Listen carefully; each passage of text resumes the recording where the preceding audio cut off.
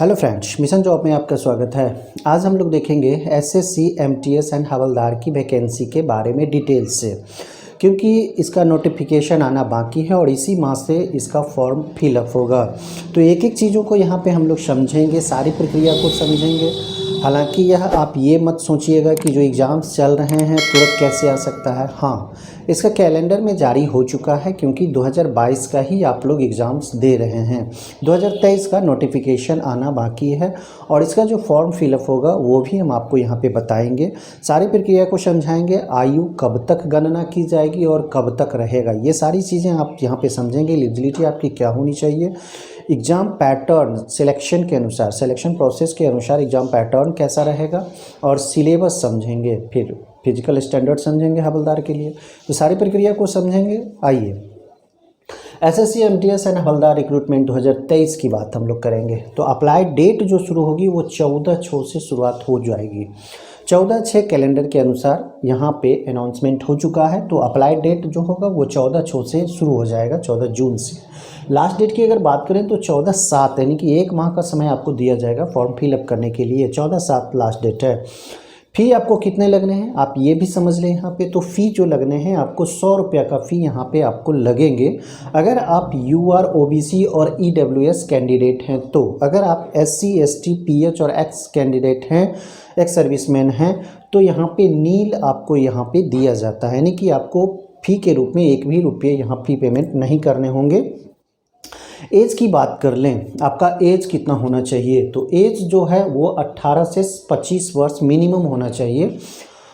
हवलदार है तो 27 वर्ष, ये यहाँ पे एज का क्राइटेरिया है। एससी एसटी से अगर बिलोंग्स करते हैं तो 5 इयर्स अपर एज रिलैक्सेशंस मिलते हैं, छूट मिलते हैं। ओबीसी से अगर आप हैं तो 3 इयर्स का यहाँ पे छूट दिया जाता है। आपका जो गणना किया जाएगा एज का वो 1/8/23 तक, यानी कि अगस्त, ये गणना किया जाएगा। इस दिन तक आपका मिनिमम 18 वर्ष और मैक्सिमम जो है वो 25 वर्ष हो जानी चाहिए, एससी, एसटी, ओबीसी और पीएच को छोड़ के। एग्ज़ाम डेट भी अनाउंसमेंट यहाँ पे हो चुका है, तो आपकी तैयारी के लिहाज से भी ये बहुत महत्वपूर्ण हो जाता है। 1 सितंबर से जो एग्ज़ाम्स होना शुरू होगा ये 29/9 तक समाप्त होगा। तो इस तरह से आप यहाँ देख सकते हैं कि एग्ज़ाम आपका अनाउंसमेंट हो चुका है। तो एग्ज़ाम अनाउंसमेंट होने के स्टूडेंट के बहुत सारे फ़ायदे होते हैं, क्योंकि वो उसी तिथि को समझकर अपनी तैयारी को अंजाम देते हैं और अपनी तैयारी को शुरुआत करते हैं। तैयारी भी अच्छे से होती है, क्योंकि उसे पता है कि सितंबर में एग्ज़ाम्स देने हैं और फाइनल टच सितंबर तक दे देना होता है। तो इस तरह से अगर एग्ज़ाम्स पहले से पता रहे कि किस दिन, किस महीने में एग्ज़ाम्स है, तो स्टूडेंट बेहतर तैयारी करते हैं। तो आगे चल के समझेंगे कि सिलेबस आपका क्या है और सिलेबस के अनुसार ही आपको तैयारी करनी होती है। एलिजिबिलिटी की बात करें तो एलिजिबिलिटी 10th पास, यानी कि मैट्रिक पास कोई भी युवा इसे भर सकता है। सैलरी अच्छा खासा यहाँ पे सैलरी मिल जाता है आपको, 25+ सैलरी मिल जाता है। और एसएससी, एमटीएस का जो आपका जॉब लोकेशन होता है वो भारत सरकार के किसी भी कार्यालय में, जैसे कि रेलवे हो गया, गृह मंत्रालय हो गया, और भी जैसे चीज़ पोस्ट ऑफिस हो गया, जितने भी उसके अपने भारत सरकार के अंदर में आते हैं वो मंत्रालय में आपको यहाँ पे पोस्टिंग की जाती है एज ए 4th ग्रेड। ठीक है, तो MTS as a 4th grade होता है और इसमें 25,000+ ढेर सारी चीज़ें इसमें जुड़ती है। डीए, मेडिकल, टीए, एचआर, ये सारी चीज़ें यहाँ पे जुड़ती है। हवलदार भी उसी तरह का पद है। सिलेक्शन प्रोसेस को समझेंगे, सिलेक्शन प्रोसेस को एक एक करके समझेंगे। सिलेक्शन प्रोसेस में सबसे पहले आपके रिटेन टेस्ट होने हैं। कहने का मतलब है कि सबसे पहले आप हवलदार में भरें या फिर एमटीएस में भरें, तो आपको सबसे पहले रिटेन टेस्ट देने होंगे। अगर आप रिटेन टेस्ट क्वालिफाई कर जाते हैं तो आपका पीएसटी या फिर पीईटी होगा, जो कि सिर्फ हवलदार के लिए होगा। पीईटी और पीएसटी सिर्फ हवलदार के लिए होगा।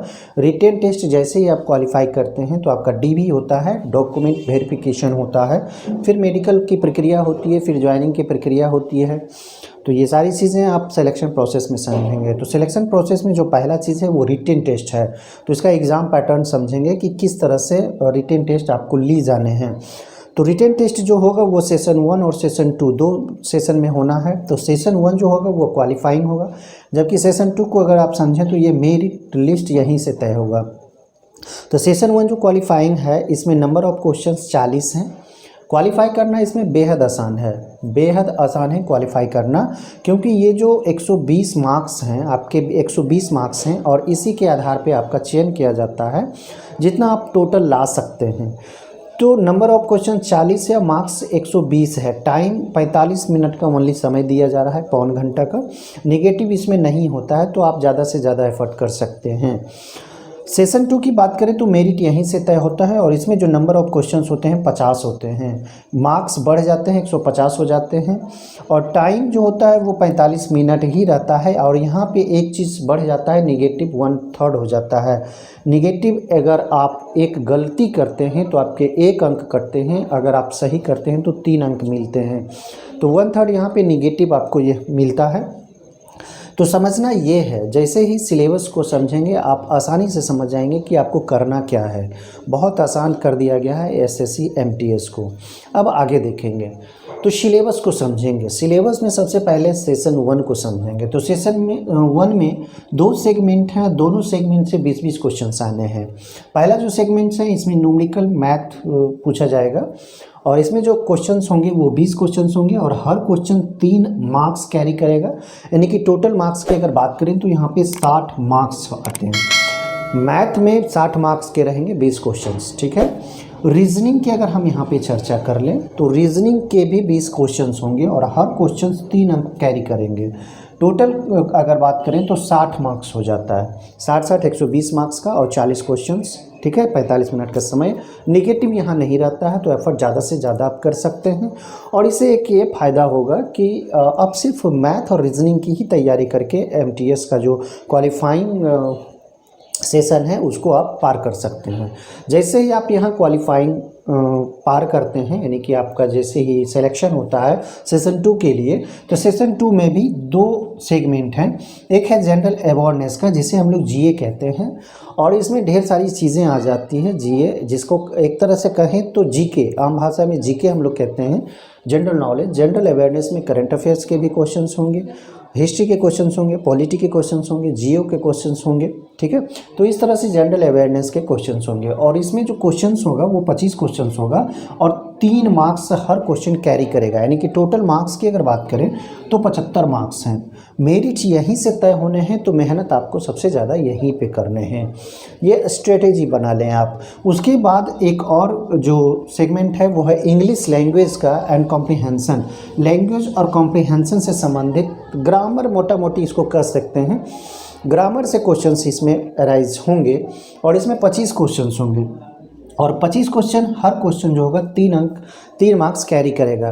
तो टोटल मार्क्स जो हो जाएगा 75 मार्क्स। और टोटल को अगर जोड़ें तो ये 150 मार्क्स के आपको एग्ज़ाम्स होंगे और जितना ज़्यादा इसमें ला सकते हैं, क्योंकि सभी लोग इसी में मेहनत करेंगे, इसी में मेहनत करेंगे सेशन 2 में। क्योंकि मैथ और रीजनिंग तो सभी पढ़ते हैं, इंटर तक, मैट्रिक तक तो सभी मैथ और रीजनिंग पढ़ते हैं। थोड़ा सा इसमें अगर मेहनत कर दिए, प्रैक्टिस कर दिए तो आप सेशन 1 क्वालिफाई कर जाएंगे। सेशन 2 में जीए और इंग्लिश, ये इंग्लिश खास करके एकदम भास्ट है और इसको थोड़ा सा पकड़ में लाना होगा और इसी पे स्ट्रेटेजी तय होगा। तो इस तरह से आप देख सकते हैं ये दोनों सेगमेंट आपके लिए कितना महत्वपूर्ण है। 150 मार्क्स के हैं, 50 क्वेश्चंस और सबसे बड़ी बात यह है कि ओनली 45 मिनट का ही समय है आपके पास, ओनली 45 मिनट्स। निगेटिव है 1/3। अगर आप एक गलत करते हैं तो आपके 1 मार्क्स कट जाएंगे, एक सही करते हैं तो 3 मार्क्स मिलेंगे। 1/3 आपका यहाँ पे निगेटिव है। अब फिजिकल स्टैंडर्ड की यहाँ पे बात कर लें तो फिजिकल स्टैंडर्ड ओनली हवलदार के लिए, ठीक है। और हवलदार में हाइट जो आपकी होनी चाहिए, आप सबसे पहले फॉर्म फिल करते समय ये चीज़ें देख लें।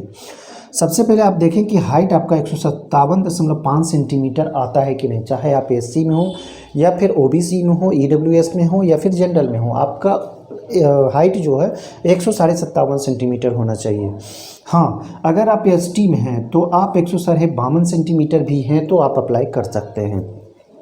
फीमेल की बात करें तो 152 सेंटीमीटर फीमेल के लिए बाध्यता है, चाहे आप किसी भी कैटेगरी के हों एसटी छोड़ के। एसटी में 2.5 सेंटीमीटर के यहाँ पे छूट दिया जाता है, यानी कि अगर एसटी महिला है तो 149 सेंटीमीटर आप लंबाई के हैं तो आप अप्लाई कर सकते हैं, ठीक है।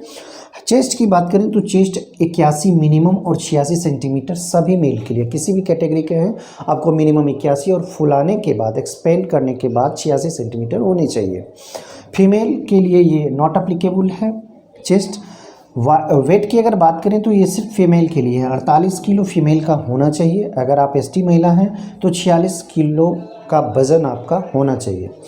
पीटी की बात करें, फिजिकल टेस्ट की बात करें यहाँ पे एफिशिएंसी टेस्ट, तो रनिंग की अगर बात करें तो 1600 मीटर का जो रनिंग होगा वो 15 मिनट में मेल तय करेंगे, और फीमेल की अगर बात करें तो मात्र 1 किलोमीटर की दूरी 20 मिनट में तय करेंगे।